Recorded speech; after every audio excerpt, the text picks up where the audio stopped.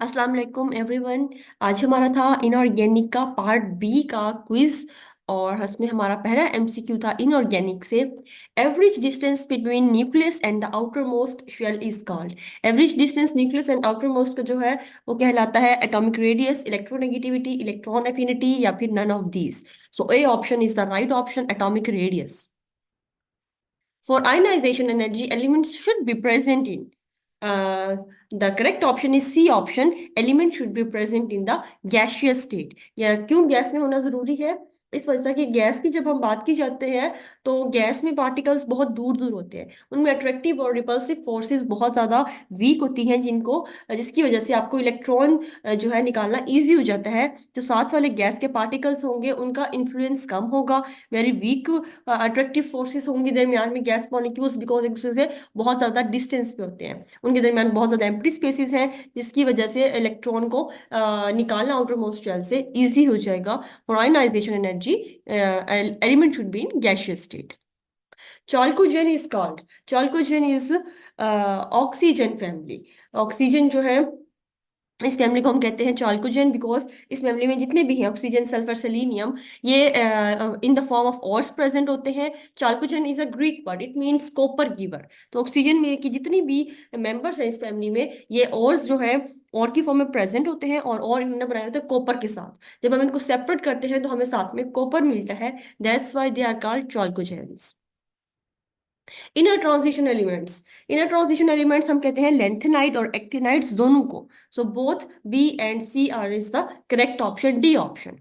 जो हमारे पास दरमियान वाले ट्रांजिशन है D elements, D block elements, they are called the outer transition elements. और जो नीचे दो रोज अलग से हैं 14 एलिमेंट्स की, lanthanide and 14 actinides, they are called the inner transition elements.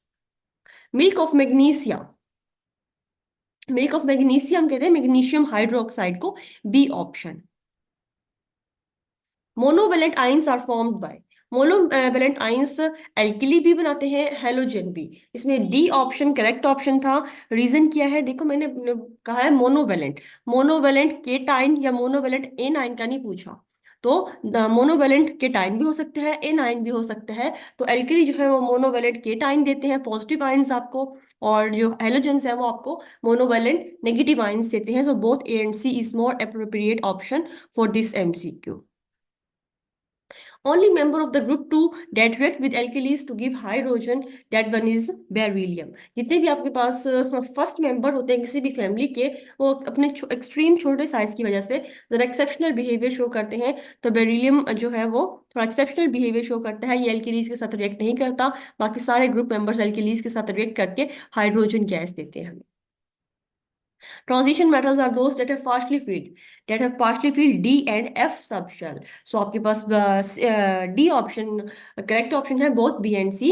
Transition element वो नहीं जिनमें जस्ट पार्शली फिल्ड डी है, इनके पार्शली फिल्ड डी और एफ ऑर्बिटल है, they are called that transition. फिर एक आउटर है एक इनर है, जिनको हमने अभी डिस्कस किया है।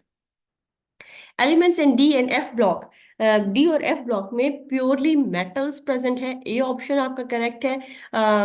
Non metals and metalloids just P block में है। बाकी सारा जो पीरियोडिक टेबल 70% है वो मेटल्स पे कंपोज है, और डी एंड एफ के सारे मेटल्स हैं।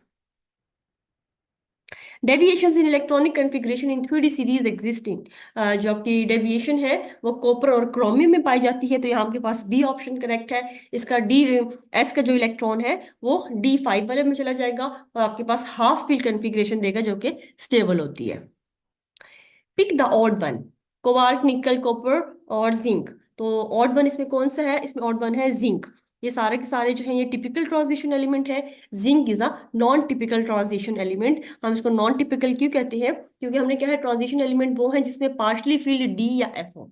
जिंक के जो डी ऑर्बिटल है वो कंप्लीटली फिल होता है, D10 होते हैं, that's why it is called a non typical transition element. Non typical transition element कौन सा है? एक हमारे पास जो लास्ट ग्रुप है, कौन सा वाला जिंक वाला, जिंक, कैडमियम और मर्करी। और एक पहला है स्कैंडियम, जेट्रियम और लेंथेनम। ये जो है हमारे पास नॉन टिपिकल ट्रांजिशन एलिमेंट्स कहलाते हैं। तो इसमें आपके पास ए ऑप्शन राइट ऑप्शन है। Binding energy is maximum for, binding energy maximum होती है हमारे पास विनेडियम के। बाइंडिंग एनर्जी, ये बात ठीक है कि नंबर ऑफ अनपेयर्ड इलेक्ट्रॉन की डायरेक्टली है, लेकिन बाइंडिंग एनर्जी बेसिकली कहते हैं कोई भी चीज की एबिलिटी रिएक्ट होने के साथ। अब कोई चीज रिएक्ट कब करेगी, जब वो थोड़ी अनस्टेबल होगी। अगर आप मैग्नीज की बात करो तो मैग्नीज में जो कन्फिग्रेशन आ जाती है, या क्रोमियम की भी बात करो, तो इन दोनों में कन्फिग्रेशन है D5। मतलब क्या है, हाफ फिल ऑर्बिटल हो जाता है जब आपके पास कोई चीज, हम कहते हैं हाफ फिल ऑर्बिटल जो है वो स्टेबल है।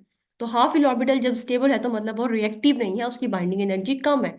विनेडियम जो है, इसके इलेक्ट्रॉन जो है तीन होते हैं आपके पास unpaired, partially filled D orbital है, जिसकी वजह से ये अनस्टेबल है। अनस्टेबल है तो ये रिएक्ट करेगा, और बाइंडिंग एनर्जी मैक्सिमम जो है 3D सीरीज में वो विनेडियम की हो जाएगी। Maximum oxidation state is observe for, maximum oxidation state manganese के लिए पाई गई है, इसके अनपेयर्ड इलेक्ट्रॉन सबसे ज्यादा है, एस में 2 है और डी में 5 है, तो +7 जो है इसके लिए देखी गई है। Maximum unpaired electrons is found in, maximum unpaired electrons भी मैग्नीज में है D5 तक। आप सेपरेट फील करते हैं अकॉर्डिंग टू हंड्स रूल के मुताबिक, आप 5 इलेक्ट्रॉन इसमें लेके आ सकते हो, तो मैग्नीज के में मैक्सिमम अनपेयर्ड इलेक्ट्रॉन ही। Substance attracted towards magnetic field, वो सब्सटेंस जो अट्रैक्ट होते हैं उनको हम क्या कहते हैं, paramagnetic substances. Composition of brass, brass और ब्रॉन्ज को हमें अच्छे से याद करना है। ब्रास की कंपोजिशन है copper and zinc. Coordination number in iron, आपको 3 लीगेंड दिए हैं। अब कोऑर्डिनेशन नंबर का कंसेप्ट क्लियर कर लेंगे। Coordination number number of ligands नहीं होते, coordination number is the number of the coordinate covalent bond that is formed. अब जो आपको लीगेंड दिया गया है ये बाइडेंटेट लीगेंड है। एक लीगेंड जो है वो दो इलेक्ट्रॉन पेयर को शेयर करता है, दो कोऑर्डिनेट कोवलेंट बॉन्ड बनाता है, इस वजह से एक जो है वो दो बना रहा है, तीन जो है वो 6 कोऑर्डिनेट कोवलेंट बॉन्ड बनाएंगे, 6 इलेक्ट्रॉन पेयर को शेयर करेंगे, तो उसका कोऑर्डिनेशन नंबर भी 6 हो जाएगा, C option. Most stable geometry associated with 4 ligands, जब आपके पास 4 लिगेंड्स होते हैं तो आपके पास जो ज्योमेट्री है वो स्क्वायर प्लेनर भी हो सकती है, वो टेट्राहेड्रल, दोनों पॉसिबिलिटीज है, सी ऑप्शन। और वो डिपेंड करता है लिगेंड्स कौन से टाइप के हैं। अगर आपके पास लिगेंड्स बहुत बड़े साइज के हैं, लाइक हेलोजेंस जो है, आयोडाइन, ब्रोमाइड, इनके साइज अच्छा खासा बड़ा होता है, तो ये जो है ये जाते हैं टेट्राहेड्रल की तरफ। और अगर आपके पास लिगेंड्स छोटे हैं, साइनाइड टाइप के और स्ट्रॉन्ग फील्ड लिगेंड्स, वो जाते हैं स्क्वायर प्लेनर में। रीजन क्या है, स्क्वायर प्लेनर में आप देखो तो हमारे पास एंगल होता है 90 का, ligands are far apart from each other by an angle of 90 degree, जबकि टेट्राहेड्रल में 109.5 का एंगल है, लिगेंड्स एक दूसरे से दूर दूर है। और हम कहते हैं कि लिगेंड्स इस तरह अरेंज होने चाहिए कि उनमें मिनिमम रिपल्शन हो। तो क्या होगा कि अगर बड़े लिगेंड्स हैं उनमें रिपल्शन को मिनिमम करने के लिए वो टेट्राहेड्रल बड़े एंगल पे जाएंगे। तो अब मैंने आपको बताया नहीं है, 4 लिगेंड्स, वो बड़े हैं छोटे हैं, तो 4 लिगेंड्स हैं तो दोनों ज्योमेट्रीज पॉसिबल है। फिर अगर हमें कंडीशंस दी जाएंगी देन हम डिसाइड कर पाएंगे कि स्टेबल ज्योमेट्री कौन सी बनेगी 4 के साथ। So in this MCQ the most appropriate option is C, it can be square planar, it can be tetrahedral. Transition metal present in Mohr salt, मोहर सॉल्ट का हमारे पास फार्मूला होता है ammonium sulphate ferrous sulphate dot 6 water के molecules. तो आपके पास ferrous sulphate है मतलब आयरन, तो इसमें हमें कोई ऑप्शन नहीं दिया गया, तो नन ऑफ दीज इसका जो है वो राइट ऑप्शन बनेगा। Iron is used as a catalyst, iron हम यूज करते हैं हैबर्स प्रोसेस में, जो कि हम यूज करते हैं अमोनिया की सिंथेसिस के लिए। बर्कलैंड एंड आइड प्रोसेस में हम नाइट्रिक एसिड की सिंथेसिस करते हैं, कॉन्टेक्ट में हम H2SO4 की सिंथेसिस सल्फ्यूरिक एसिड की करते हैं, इसमें वेनेडियम पेंटॉक्साइड यूज करते हैं, इसमें आयरन यूज करते हैं, B option. Pick the right statement. इसमें shell and subshell are same thing, shell and orbital are same thing, shell and orbital are different things, none of these। आपका right option है C option, shell and orbital are different things। shell हम कहते हैं उस चीज को जहां पे वो इलेक्ट्रॉन रोटेट कर रहा है, बेसिकली वो जो पाथ है जहां वो रोटेट कर रहा है उस पाथ को कह रहे हैं शेल, और जहां इलेक्ट्रॉन प्रेजेंट है बेसिकली उसको हम कह रहे हैं ऑर्बिटल। इन दोनों में डिफरेंस है।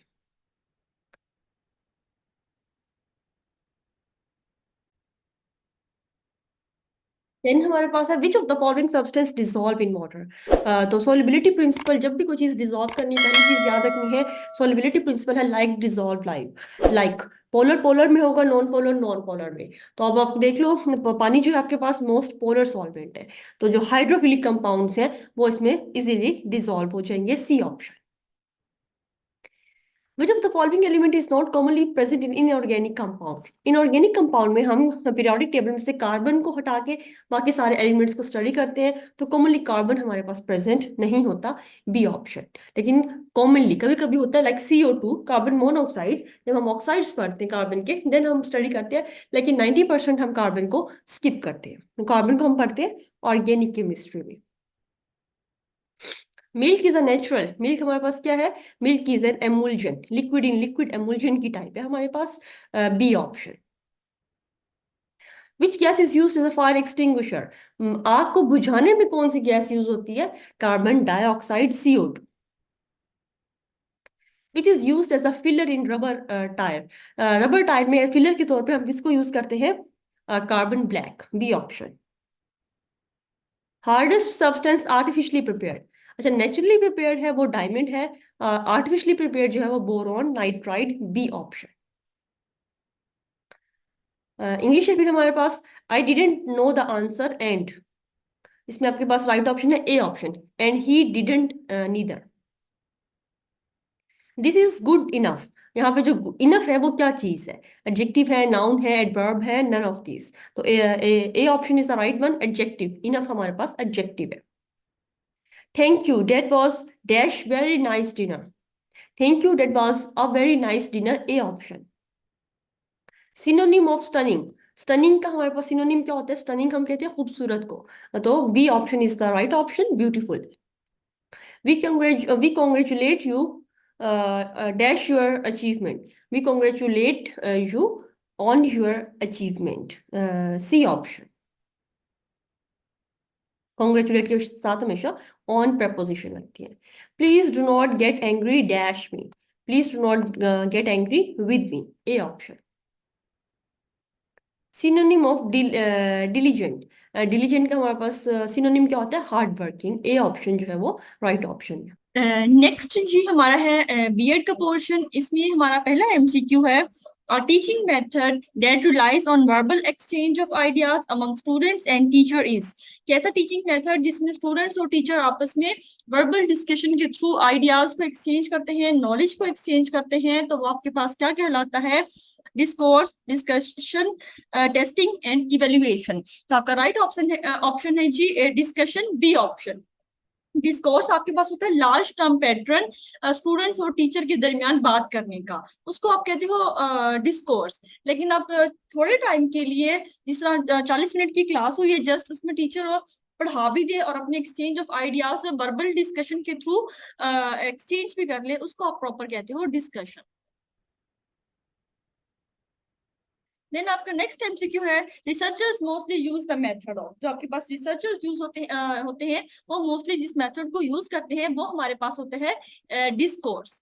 अब डिस्कशन टीचर जो होता है वो आपके पास डिस्कशन जो है वो टीचर सेंटर अप्रोच है, और जो डिस्कोर्स है वो आपके पास रिसर्चर्स सेंटर अप्रोच है। तो रिसर्चर्स जो है वो मोस्टली यूज करते हैं डिस्कोर्स के मेथड को वर्बल एक्सचेंज के लिए अपने टीचर के साथ या अपने रिसर्चर अपने जो उनका सुपरवाइजर होगा उसके साथ। नेक्स्ट MCQ है, the purpose of discussion is classroom, कि टीचर जो है वो क्लासरूम में डिस्कशन करवा रहा है, उसका जो मेन पर्पस है वो क्या है, उसका मेन पर्पस जी improve student thinking, to promote engagement of student, to learn communication skill, ये तीनों इंक्लूड होते हैं। डिस्कशन टीचर क्लास में क्यों करवाता है, जो मेन पर्पस होता है डिस्कशन का वो ये होता है कि स्टूडेंट की जो थिंकिंग एबिलिटी है वो जरा इम्प्रूव हो जाए। जो स्टूडेंट शाय है बहुत ज्यादा, वो पार्टिसिपेट नहीं कर रहा, तो उसको डिस्कशन के थ्रू पार्टिसिपेट करवाया जा सकता है। वो स्टूडेंट मैक्सिमम ऐसे होते हैं, बहुत कम होते हैं जिनकी कम्युनिकेशन स्किल जरा स्ट्रॉन्ग होती है, तो स्टूडेंट की कम्युनिकेशन स्किल को टाइम टू टाइम जो आप इम्प्रूव करवा सकते हो वो डिस्कशन के थ्रू करवा सकते हो। तो ये सारे जो है वो बेनिफिट्स हैं, पर्पस है क्लासरूम डिस्कशन के, तो आपके पास राइट ऑप्शन बनेगा डी ऑप्शन। देन आपके पास नेक्स्ट MCQ है, showing of understanding on some communication is called, कि आप किसी कम्युनिकेशन की अंडरस्टैंडिंग शो करना किसी कम्युनिकेशन की तरफ, तो वो क्या कहलाता है। तो आपको बताया था कि कम्युनिकेशन के लिए हम 4 स्किल्स यूज करते हैं, 4 मेथड्स यूज करते हैं। जिसमें हमारे पास paraphrasing, behaviour description, feeling description include थे। तो इसमें जो स्पेसिफिक एक है, शोइंग ऑफ अंडरस्टैंडिंग, किसी की कम्युनिकेशन की तरफ अंडरस्टैंडिंग को शो करना, ये कहलाता है पैराफ्रेजिंग। तो ए ऑप्शन आपका राइट ऑप्शन है। Discourse and discussion can B improve, या आपके पास डिस्कोर्स या डिस्कशन के जो है वो आप किस तरह इम्प्रूव कर सकते हो। वो आप fasting the pace, slowing the pace, medium speed of the pace, do not, या डिपेंड ही नहीं करती डिस्कशन या डिस्कोर्स आपके पास पेस पे। तो इसका राइट ऑप्शन क्या है जी? इसका राइट ऑप्शन हमारे पास है बाय स्लोइंग द पेस। क्या आप पेस, टीचर अपनी पेस को, टोन को जरा स्लो कर लेगा, ताकि स्टूडेंट्स को एक टाइम मिल सके कि वो सोच सके, उसके बाद अपनी बात का जवाब दे सके। तो अगर आपने डिस्कशन को इम्प्रूव करना है तो आप तो अपनी पेस को स्लो कर दोगे, थोड़ा टाइम दोगे स्टूडेंट को सोचने के लिए। देन आपका नेक्स्ट एमसीक्यू है जी, classroom discussion can be best carried out when students arranging. ये क्लासरूम डिस्कशन आप किसी भी तरीके से कर सकते हैं वैसे तो, लेकिन सबसे बेस्ट मेथड जो होता है डिस्कशन का, वो होता है कि आप स्टूडेंट्स को किसी यू शेप कमरे में ले जाओ, या मोस्टली टीचर सेंटर में बैठा होता है, यू शेप इस तरह बेंचेस लगे होते हैं आपके। लाइक अगर मैं इसको ड्रॉ करने की ट्राई करूँ तो ये मेरे पास फॉर एग्जाम्पल चेयर्स पड़ी हैं स्टूडेंट्स की, स्टूडेंट्स इस तरह अरेंज होते हैं, स्टूडेंट्स बैठे हैं, ये आगे टेबल पड़ा होता है इस तरह गोल मेज टाइप का, और यहाँ पे टीचर बैठा होता है आपका। ये टीचर है, ये स्टूडेंट्स बैठे होते हैं, और इस तरह जो है हर जो स्टूडेंट है वो टीचर को दिख रहा होता है, फेस टू फेस डिस्कशन हो रही होती है। तो आप कर सकते हो रो की फॉर्म में भी, लेकिन जो बेस्ट मेथड है आपका डिस्कशन का वो होता है यू शेप बिल्डिंग या यू शेप रूम में लेके जाओ। One famous discussion method that is called dialogic method is, कि डिस्कशन का हमें एक मेथड दिया गया था, एक फिलोसफर ने दिया था, वो कौन सा है जिसको आप डायलॉजिक मेथड भी कहते हो। तो इस ये जी है Aristotle method, Plato method, Socratic method. तो C option is the right option, Socratic. Socrates के मेथड को हम डायलॉजिक मेथड भी कहते हैं। ये बेसिकली एक इंटरेक्टिव मेथड कहलाता है। सोक्रेट ने कहा था कि through logic, through discussion, through interaction आप डिस्कशन बहुत अच्छे से कर सकते हो। तो इसका ऑप्शन आपके पास C, Socratic method is called the dialogic method. Classroom discussion includes how many basic skills, classroom discussion के लिए आपको स्किल्स की जरूरत पड़ती है। तो आपको बेसिक कितनी स्किल्स की जरूरत होती है कि क्लासरूम की डिस्कशन हो जाए? तो आपको 4 बेसिक स्किल्स की जरूरत है। C option is the right option. कौन कौन सी? आपके communication, thinking skill, active engagement and conceptual understanding, ये 4 स्किल्स हैं जो कि आपको किसी भी क्लासरूम डिस्कशन के लिए चाहिए होती है।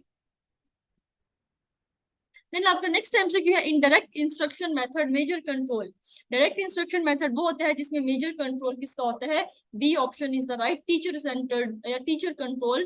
सारा स्टूडेंट बात करता है, लेकिन उसका जो मेजर कंट्रोल होता है वो टीचर के हाथ में होता है डायरेक्ट इंस्ट्रक्शन मेथड में। इसमें और हम जो टीचर एक लेक्चर देता है उसमें थोड़ा सा डिफरेंस होता है। जब टीचर एक कोई लेक्चर देता है तो लेक्चर में जस्ट वो एक नॉलेज या जो एक टॉपिक है वो समझा के चला जाता है। डायरेक्ट इंस्ट्रक्शन मेथड में वो डिस्कशन करेगा, वो अपना टॉपिक भी पढ़ा देगा, उसके बाद डिस्कशन भी करेगा, लेकिन डिस्कशन का जो मेजर होल्ड होगा वो टीचर के पास होगा। थोड़ा सा डिफरेंस होता है डेली के लेक्चर और डायरेक्ट इंस्ट्रक्शन मेथड में। Practice assigned to students to be done during a single extended period of time is called। की टर्म्स थी, ये बहुत इंपॉर्टेंट है, आपने इनको अच्छे से पढ़ना है। 10-12 आपकी आई थिंक सो की टर्म्स दी गई थी, तो उनमें से 2-3 मैंने पूछनी है आपसे ताकि आपको थोड़ी प्रैक्टिस भी हो जाए। प्रैक्टिस असाइंड टू स्टूडेंट, कि टीचर स्टूडेंट को जो प्रैक्टिस देता है जो कि उसने करनी है during a single extended period of time is called guided practice, distributed practice, math practice या नन। तो सी ऑप्शन आपका है कि ड्यूरिंग एक सिंगल एक्सटेंडेड लंबे टाइम के दौरान आपने जो प्रैक्टिस करनी है स्टूडेंट ने, that is called the mass practice। Then practice given to student to accomplish on their own without a teacher guidance, कि ऐसी प्रैक्टिस जो कि टीचर स्टूडेंट को देता है और उसमें टीचर उसको गाइड नहीं करता, उसने खुद करनी होती है, वो क्या होती है? वो कहलाती है इंडिपेंडेंट प्रैक्टिस। इंडिपेंडेंट प्रैक्टिस और होमवर्क और इंडिपेंडेंट में थोड़ा सा फर्क है। दोनों टीचर ने खुद करनी होती है, दोनों में टीचर की गाइडेंस इन्वॉल्व नहीं होती। लेकिन इंडिपेंडेंट प्रैक्टिस वो स्कूल में करता है टीचर की प्रेजेंस में, लेकिन टीचर गाइड नहीं करेगा। और होमवर्क जो है वो आउटसाइड द स्कूल बिल्डिंग करेगा उसको हम होमवर्क कहते हैं। दोनों में विदाउट द टीचर गाइडेंस है, लेकिन बेसिक डिफरेंस क्या है, वो टीचर की प्रेजेंस में ही होगी, स्कूल में ही होगी, और वो होमवर्क क्या है घर में जाके होगी, या फिर ट्यूशन पे जाके, आजकल जो ट्रेंड चला हुआ है बच्चों का, ट्यूशन जाके करते हो homework. Types of discovery learning include, कि डिस्कवरी लर्निंग में क्या क्या इंक्लूड होता है आपका, experiments, exploration, simulation based learning, all. तो सारे के सारे जहाँ आपके पास डिस्कवरी लर्निंग है, आप कुछ ना कुछ इसमें डिस्कवर कर रहे होते हो, तो ऑल ऑप्शन आ जाएगा आपका। Moving towards a goal and specific था, सॉरी ये word, moving towards a goal and specific activities is called, इसको आप क्या कहते हो कि ड्राइविंग फोर्स, जो आपको एक स्पेसिफिक गोल की तरफ मोटिवेट करे, आपको ले जाए, उसको हम कहते हैं मोटिवेशन। और ये बहुत ज्यादा जरूरी है, और टीचर मोस्टली मोटिवेट करवाते हैं क्लास में। आपके पास फिर बहुत सारी थेरीज दी गई थी मोटिवेशन की, साइंटिस्ट की। तो according to Maslow hierarchy of needs, Maslow ने अपनी थेरी दी थी, और उसने एक हिरार्की दी थी कि बेसिक नीड्स जो है, जो कि मोटिवेशन की तरफ इंसान को लेके जाती हैं, वो कितनी है। तो उसने कहा था बेसिक 5 नीड्स हैं जो कि इंसान को मोटिवेशन की तरफ लेके जाती हैं। आप इसमें एक पायरामिड की फॉर्म में आपको जो पीडीएफ प्रोवाइड किया गया था, उसमें दी भी गई है कि कौन कौन सी 5 नीड्स हैं जो कि इंसान को मोटिवेशन की तरफ लेके जाती हैं according to Maslow. Most important teaching tool, अच्छा लास्ट और सबसे इंपॉर्टेंट एमसीक्यू, के सबसे ज्यादा इंपॉर्टेंट टीचिंग टूल क्या है, जिसके टीचिंग टूल्स हम कहते हैं वो टूल्स को जो कि मदद करते हैं टीचर को अपने लर्निंग प्रोसीजर को इनहेंस करवाने में। स्टूडेंट के कोई भी चीज जो कि टीचर यूज करता है स्टूडेंट की लर्निंग और या उसकी ऑब्जर्वेशन, उसकी थिंकिंग एबिलिटी को इनहेंस करवाने में जो मदद करवाए टीचर की, उसको मैं कहती हूँ teaching tool. Like teacher class में आके क्या क्या चीजें यूज करता है, वो व्हाइट बोर्ड को यूज कर रहा है, ठीक है, तो वो उसका एक टीचिंग टूल है। वो उसके अलावा बुक्स को यूज कर रहा है, वो उसका एक टीचिंग टूल है। वो मोबाइल के थ्रू पढ़ाता है, तो इंटरनेट उसका टीचिंग टूल कहलाता है। तो सबसे इंपॉर्टेंट टीचिंग टूल जो है वो क्या है, तो इसका राइट ऑप्शन था जी teacher himself. Most important teaching tool teacher खुद होता है, उसके बाद बाकी ये blackboard, whiteboard, textbook, internet, videos और कुछ नोट्स, जो भी चीजें हैं वो सारी बाद में आएंगी। जो सबसे इंपॉर्टेंट टीचिंग टूल है जिसके थ्रू टीचर स्टूडेंट सॉरी सीखता है, वो टीचर खुद है। बाकी सारी चीजें बाद में आती है, टीचर पहले आएंगे तो बाकी चीजों का नॉलेज ले देगा। बुक्स पढ़ना कैसे सीखा था नर्सरी में, टीचर के थ्रू सीखा था। इंटरनेट को यूज करना सिखाया है तो टीचर ने, हर चीज आपको सिखाई जाती है, तो बेसिक टूल जो है पहला वो टीचर खुद है।